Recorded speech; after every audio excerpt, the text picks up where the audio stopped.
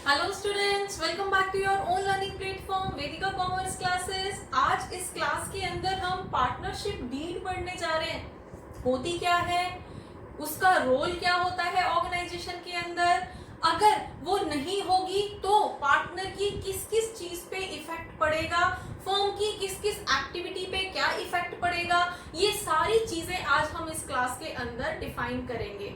ठीक है, so without wasting time let's start our topic. The topic is partnership deed, PD जिसको हम बोलते हैं। होती क्या है PD? PD is a written document of duties, responsibilities and the rights of the partner।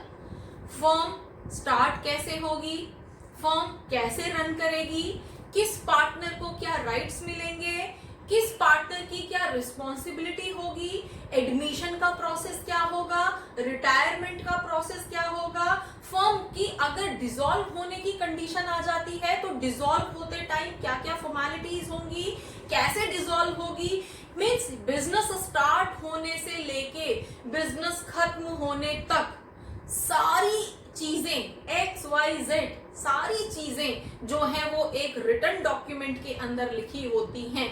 उसमें ही डिफाइन होता है कि पार्टनर को क्या क्या राइट मिलेगा, पार्टनर को क्या क्या रिस्पॉन्सिबिलिटीज होंगी। ये सारी चीजें उस रिटन डॉक्यूमेंट के अंदर होती हैं और उस रिटन डॉक्यूमेंट को ही तो हम एग्रीमेंट कहते हैं।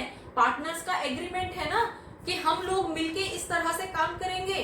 ठीक है, हम इस गिवन रेट से आईओसी देंगे या लेंगे, हम इस तरह से एडमिशन करेंगे वगैरह वगैरह वगैरह। तो ये रिटन डॉक्यूमेंट जो हमने लास्ट क्लास के अंदर भी पढ़ा, फीचर्स ऑफ पार्टनरशिप एक्ट के अंदर। ठीक है, तो हमारे पास बेसिकली वो रिटन डॉक्यूमेंट जिसमें ये सारी चीजें फर्म्स के स्टार्ट होने से लेके फर्म के खत्म होने तक क्या एक्टिविटी किस तरह से होगी, जिस डॉक्यूमेंट के अंदर लिखा होता है उसको हम पार्टनरशिप डीड बोलते हैं। ठीक है, that is document of rights, duties and responsibilities of the partner. ठीक है, since from the beginning of the firm until the end. ठीक है जी, चलिए अब यहाँ पे हम आते हैं कि अगर पार्टनरशिप डीड होती है तो क्या होगा और अगर नहीं होती है तो क्या होगा। क्या जरूरी है किसी भी ऑर्गेनाइजेशन के लिए पार्टनरशिप डीड होना?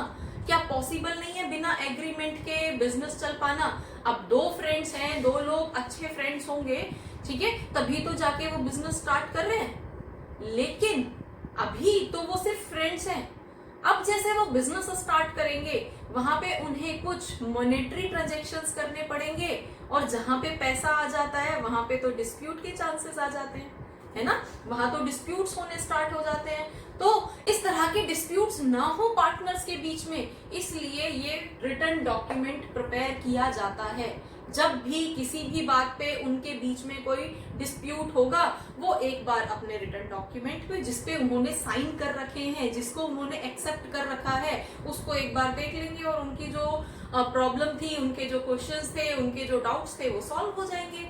तो इस वजह से उनके जो डिस्प्यूट्स हैं ऑर्गेनाइजेशन के अंदर वो खत्म हो जाते हैं। इसलिए पार्टनरशिप डीड का होना जरूरी होता है, लेकिन किसी भी एक्ट ने इसको कंपलसरी नहीं बोला है।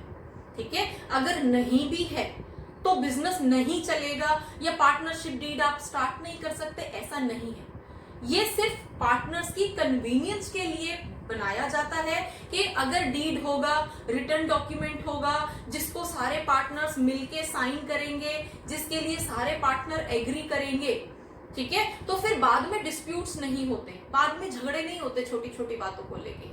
लेकिन अगर पार्टनरशिप डीड नहीं होगी तो भी बिजनेस चल सकता है। क्लियर? अब अगर पार्टनरशिप डीड होती है तो क्या होगा? पार्टनरशिप डीड के होने से किन किन चीजों पे फर्क पड़ता है? बेसिकली सबसे पहली चीज तो होती है प्रॉफिट, पार्टनर्स में बंटने वाला या डिस्ट्रीब्यूट होने वाला प्रॉफिट। ठीक है, या लॉस, ऑब्वियसली जहां प्रॉफिट है वहां लॉस भी है। Second thing is interest on capital, interest on capital. ठीक है, अगर पार्टनरशिप डीड है तो इंटरेस्ट ऑन कैपिटल क्या होता है? जो भी पैसा पार्टनर्स ने कैपिटल की फॉर्म में बिजनेस में लगाया है उस पे इंटरेस्ट मिलना है। ठीक है। नेक्स्ट आपके पास आता है आईओडी। अब आईओडी इंटरेस्ट ऑन ड्रॉइंग। अब ये क्या चीज होती है? पार्टनर्स ने जो भी पैसा बिजनेस में से विड्रॉ किया है, अब हमने विड्रॉ किया था ना 11th क्लास के अंदर, है ना, ड्राइंग था ना जो जिसको हम कैपिटल में से माइनस करते थे, याद है? वही वाली ड्राइंग अगर यहाँ पे पार्टनर्स कुछ पैसा ड्रॉ करते हैं तो उस केस में उससे भी इंटरेस्ट लिया जाएगा और फर्म इंटरेस्ट लेगी, फर्म के लिए वो इनकम है ना। जबकि आईओसी क्या था? पार्टनर ने जो कैपिटल लगा रखी है उस पे इंटरेस्ट देना है, तो फर्म के लिए वो एक्सपेंस था, और आईओडी फर्म के लिए इनकम है, क्योंकि पार्टनर ने विड्रॉ किया है तो पार्टनर इंटरेस्ट देगा फर्म को, ठीक है। तो उस पे भी इफेक्ट आता है। And interest on loan. अब इंटरेस्ट ऑन लोन, अगर किसी पार्टनर ने ऑर्गेनाइजेशन को लोन दे रखा है तो उसका क्या ट्रीटमेंट होगा, ये आपकी पीडी ही बताएगी, ठीक है। नेक्स्ट आपके पास आता है, next is remuneration to the partners. Basically ये 5 चीजें होती हैं, ये 5 चीजें होती हैं जिन पे पीडी के होने या ना होने का इफेक्ट आता है। अब हम यहाँ पे पढ़ लेते हैं, इफ पार्टनरशिप डीड एग्जिस्ट। एक और चीज बच्चे, अगर पार्टनरशिप, कुछ चीजें ऐसी होती है कि पार्टनरशिप डीड में लिखी हुई नहीं है, लेकिन अब टाइम पे हमें कुछ चीज चेंज करने की जरूरत पड़ जाती है, तो उस चेंज के लिए फिर सारे पार्टनर्स को एग्री होना पड़ेगा। अगर सारे पार्टनर्स एग्री हैं तो उस चेंज को अप्लाई कर दिया जाए। वो पार्टनरशिप डीड के अंदर नहीं भी है तो भी उसको अप्लाई कर दिया जाएगा अगर सारे पार्टनर्स एग्री करते हैं तो अभी हम फिलहाल ये समझ रहे हैं कि अगर पार्टनरशिप डीड एग्जिस्ट करती है तो क्या होगा। तो पार्टनरशिप डीड एग्जिस्ट करती है तो प्रॉफिट जो है वो पीडी के अकॉर्डिंग ही मिलेगा, जो भी पीडी के अंदर लिखा हुआ है, जो भी रूल रेगुलेशन, जो भी प्रॉफिट शेयरिंग रेशो है उसी के अकॉर्डिंग मिलेगा। डन। सेकेंड आईओसी अगर पीडी के अंदर लिखा हुआ है मिलना है तो मिलेगा, और अगर नहीं है, पार्टनरशिप डीड के अंदर आईओसी के बारे में कुछ भी नहीं लिखा है और पार्टनर्स भी एग्री नहीं कर रहे हैं, ठीक है। हो सकता है 3 पार्टनर्स में से कोई एक पार्टनर डिमांड कर रहा हो कि आईओसी मिलनी चाहिए, लेकिन दूसरा पार्टनर मना कर देता है नहीं मिलेगी, तो नहीं मिलेगी, क्योंकि पीडी एग्जिस्ट करती है और पीडी के अंदर ऐसा कुछ भी नहीं लिखा है कि आईओसी देना है। लेकिन अगर पीडी में लिखा हुआ है कि 10% आईओसी देना है तो दिया जाएगा। अब आईओसी की भी डिफरेंट कंडीशंस होती हैं।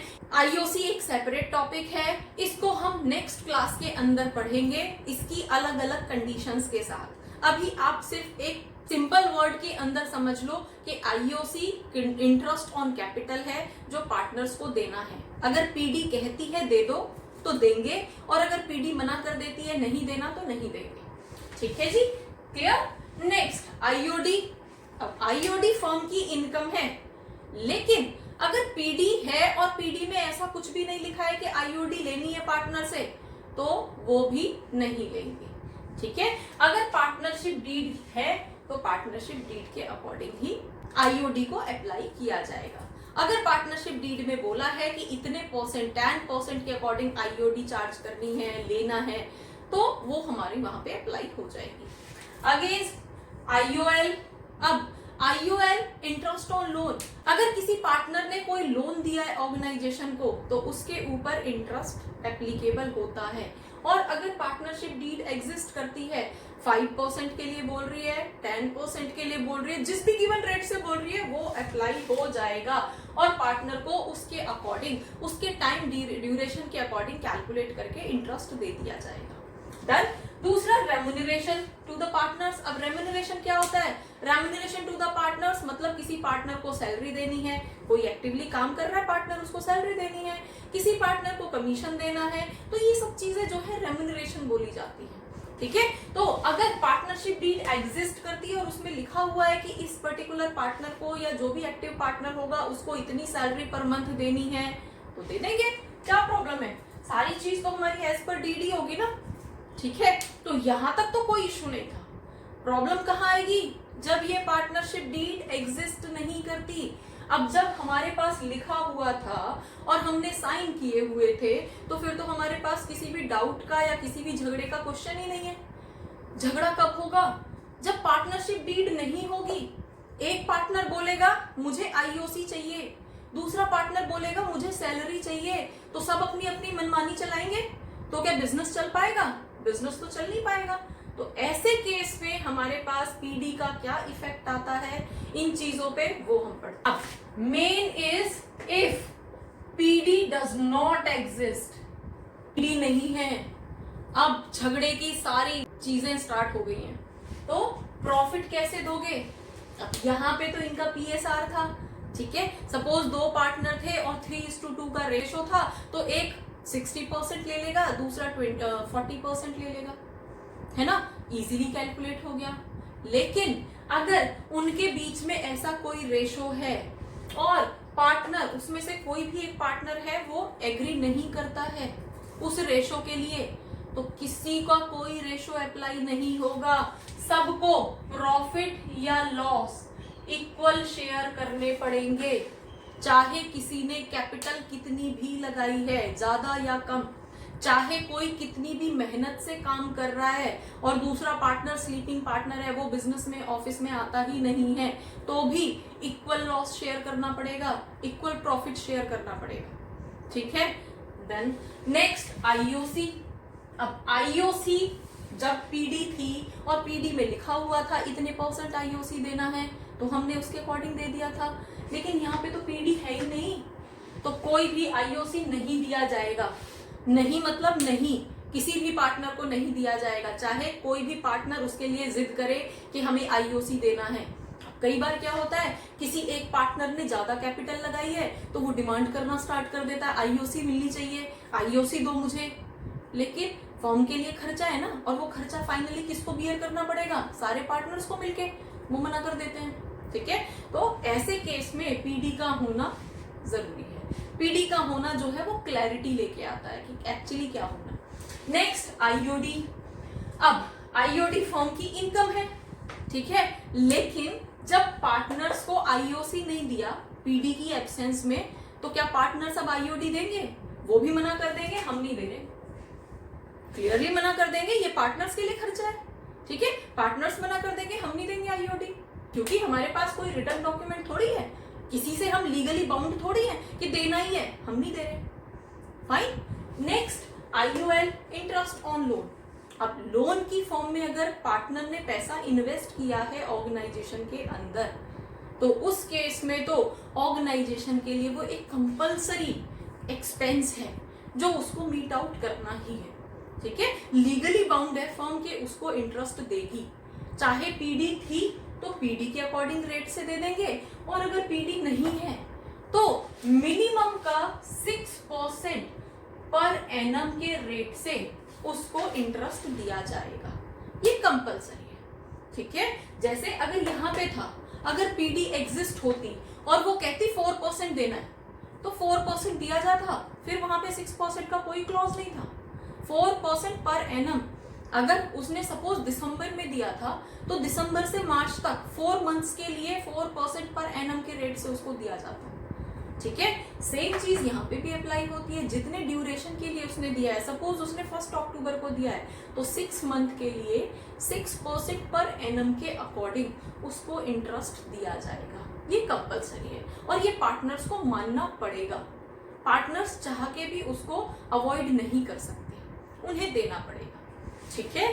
चलिए नेक्स्ट आता है रेम्यूनरेशन टू द पार्टनर। अब remuneration to the partner, salary, commission.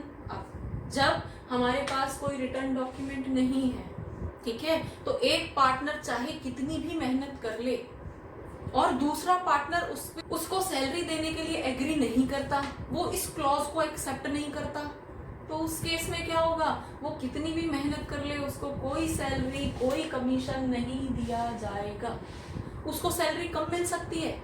जब पार्टनरशिप डीड नहीं है, ओके, लेकिन बाकी सारे पार्टनर्स एग्री तो करें कि उसको सैलरी मिलनी है, उसको सैलरी मिलनी चाहिए, क्योंकि वो बहुत मेहनत करता है इस फर्म के लिए, तो उसको इतनी सैलरी मिलनी चाहिए, तब जाके तो वो चीज एप्लीकेबल हो सकती है। लेकिन अगर पार्टनरशिप डीड नहीं है, ऊपर से एक किसी पार्टनर ने वहां पे बीच में टांग अड़ा दी, एक किसी पार्टनर ने वहां पे पिंग कर दिया कि मैं तो एग्री नहीं करता इसको सैलरी देने के लिए, या whatever the reason is, अगर कोई भी ऐसी चीज होती है तो कोई सैलरी कोई कमीशन किसी भी पार्टनर को नहीं मिलेगा। ठीक है, तो ये बेसिकली मेन चीजें होती हैं जिनके ऊपर पीडी के होने का या ना होने का फर्क पड़ता है। तो होपफुली पीडी होती क्या है, कैसे काम करती है, इसके होने या ना होने से फॉर्म पे क्या फर्क पड़ता है, आपको समझ आया होगा। For more keep watching, keep learning. Thank you.